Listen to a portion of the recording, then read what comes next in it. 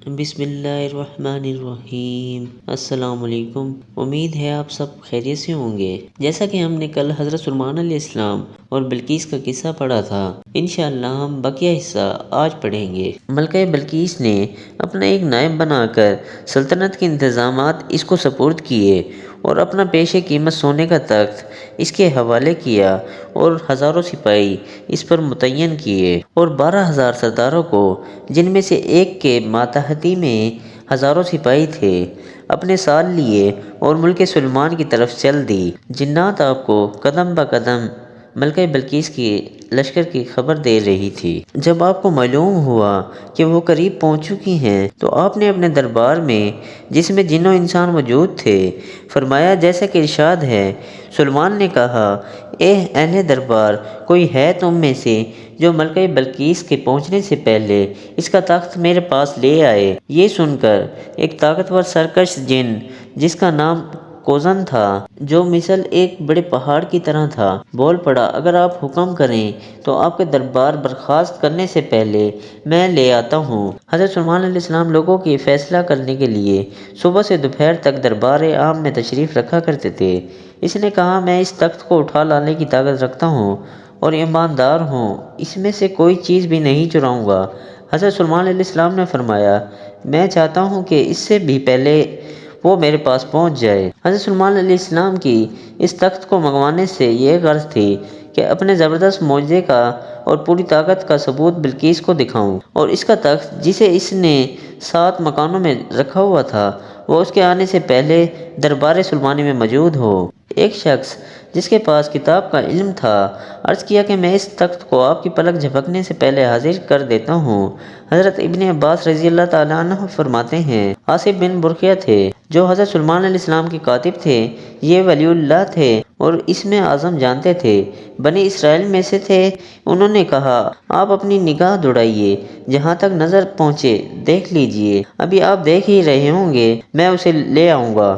پس حضرت سلیمان علیہ السلام نے یمن کی طرف جہاں اس کا تخت تھا نظر کی، ادھر یہ وضو کر کے دعا میں مشغول ہوئے اور کہا، یا ذوالجلال والاکرام، یہ فرمایا، اسی وقت وہ تخت بلقیس کا سامنے آ گیا۔ ذرا سی دیر میں وہ تخت یمن سے بیت المقدس پہنچ گیا۔ لشکر سلیمان کے دیکھتے ہوئے زمین میں سے نکل آیا۔ جب حضرت سلیمان علیہ السلام نے اپنے سامنے پایا تو فرمایا، یہ بھی میرے رب کا فضل ہے، یہ بھی میرے رب کا فضل ہے، تاکہ وہ مجھ کو آزمائے کہ میں شکر کرتا ہوں یا ناشکری کرتا ہوں۔ جو شکر کرتا ہے اپنے فائدے کے لیے کرتا ہے، اور جو کفر کرتا ہے تو میرا رب بے پرواہ اور کرم کرنے والا ہے۔ اس کے تمام اموال و دولت میں تخت شاہی کا انتخاب شاید اس لیے کیا گیا تھا، وہ اس کی سب سے زیادہ محفوظ چیز تھی، جس کو 7 محلات شاہی کے وسط میں محفوظ کر کے رکھا گیا تھا کہ اس کے اپنے آدمیوں کا بھی وہاں سے گزر نہ تھا۔ اس کے بغیر دروازہ یا قفل توڑے ہوئے منتقل ہو جانا اور اتنی مسافت پر پہنچ جانا حق تعالی شانہ ہی کی قدرت سے ہو سکتا ہے۔ یہ اللہ تعالیٰ کی قدرت پر یقین کرنے کا بڑا ذریعہ ہو سکتا تھا۔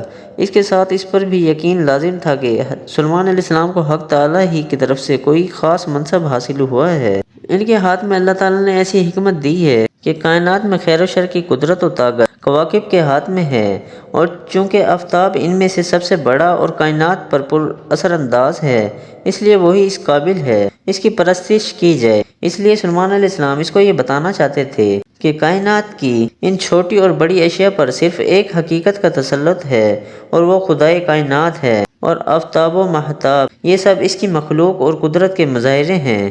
لہذا انسان کی سب سے بڑی گمراہی یہ ہے کہ وہ حقیقت کو چھوڑ کر مظاہر کی پرستش کرنے لگتا ہے، کیونکہ وہ اس کے سامنے موجود ہے، حالانکہ وہ صرف حقیقت کے وجود اور اس کی ہستی کے لیے دلیل ہے۔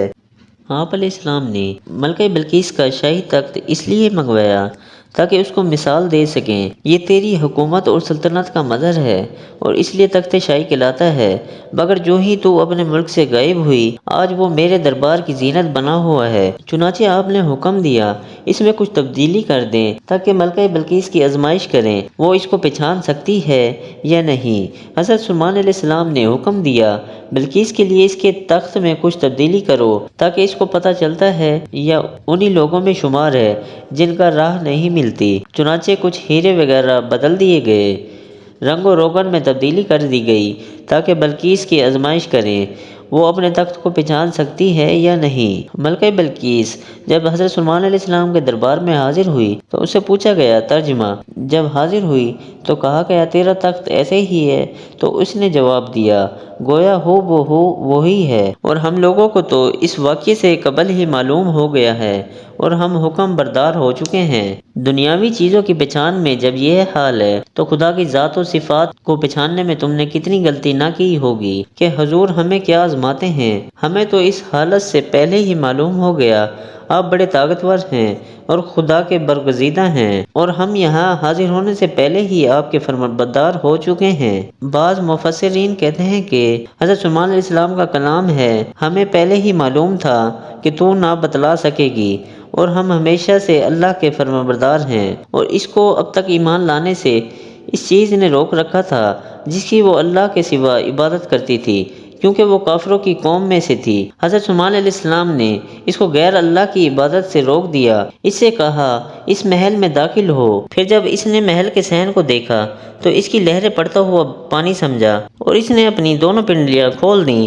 سلیمان نے کہا یہ ایک محل ہے جس میں شیشے جڑے ہوئے ہیں۔ اس پر بلقیس کہنے لگی، اے میرے پروردگار، میں اپنی جان پر ظلم کرتی رہی ہوں اور سلیمان کے ساتھ ہو کر اللہ رب العالمین پر ایمان لائی۔ حضرت سلیمان علیہ السلام نے ایسا محل بنایا تھا جس کے صحن میں پانی کا حوض تھا جس میں رنگ برنگی مچھلیاں تھیں، مگر اس کو صاف بلور یا سفید شیشے سے پاٹ کیا ہوا تھا اور اس کے اوپر سے آتے جاتے تھے۔ جب بلقیس کو دربار میں بلایا تو اس محل کے صحن میں تخت بچھوا کر اس پر بیٹھے بلقیس کو آنے کا حکم دیا، جس کا راستہ اسی حوض پر سے تھا۔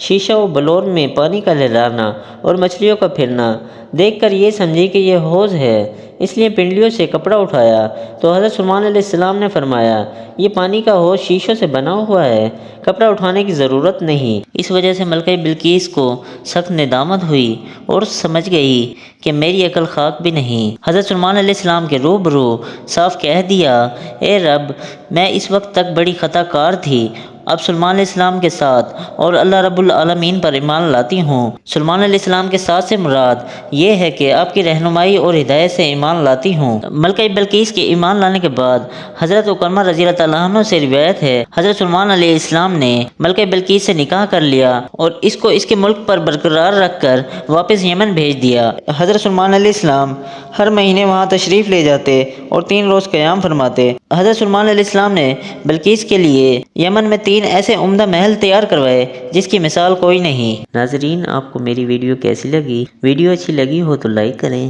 ہماری حوصلہ افزائی کے لیے کمنٹس باکس میں اپنی رائے کا اظہار کریں، چینل کو سبسکرائب کریں تاکہ میری اور آپ کی ملاقات ہوتی رہے۔ ملتے ہیں اگلی ویڈیو میں۔ اللہ حافظ۔